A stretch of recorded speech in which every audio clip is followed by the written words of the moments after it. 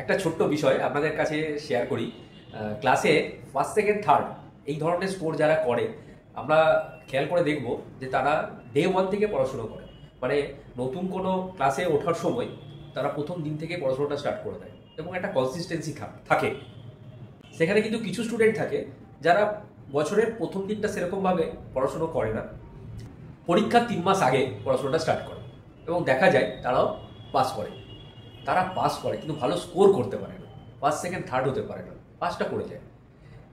ঠিক সেরকম আপনার পোর্টফোলিওটাকে যদি স্ট্রং করতে চান, আপনি যেই মুহূর্তে চাকরিতে জয়েন করেছেন প্রথম স্যালারি থেকেই আপনি সেভিংস বা ইনভেস্টমেন্টে যান।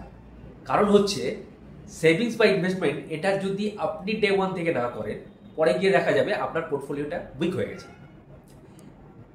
তাই নিয়ম হচ্ছে প্রথম স্যালারি থেকেই আপনার 20 থেকে 30% আপনার মাইনাস করে দিন, যেটা আপনার সেভিংস বা ইনভেস্টমেন্টে যাবে।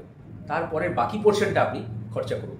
আমরা সাধারণত এটা ভাবি যে প্রথম স্যালারি পেয়েছি, এবার একটু খরচা করি, একটু এনজয় করি, বন্ধুদের সাথে ঘুরে আসি, কিছু শখের জিনিস কেনার আছে কিনি। আপনি কিনুন সেগুলো 70% থেকে, কিন্তু প্রথম 30% যেটা আছে আপনার স্যালারির, সেই 30%টা কিন্তু সেভিংস বা ইনভেস্টমেন্ট ডে ওয়ান থেকে করা উচিত। তাহলে আপনার পোর্টফোলিও একটা ভালো স্কোর করবে, ফার্স্ট সেকেন্ড থার্ডের মধ্যে থাকবে। আদারওয়াইজ কিন্তু পরে গিয়ে যে কোনো ধরনের পরিস্থিতিতে আপনাকে লোন নিতে হতে পারে। তো প্রথম দিন থেকে সেভিংসটা স্টার্ট করলে যদি আপনার পোর্টফোলিও ভালো স্কোর করে, তাহলে আপনি করবেন না কেন?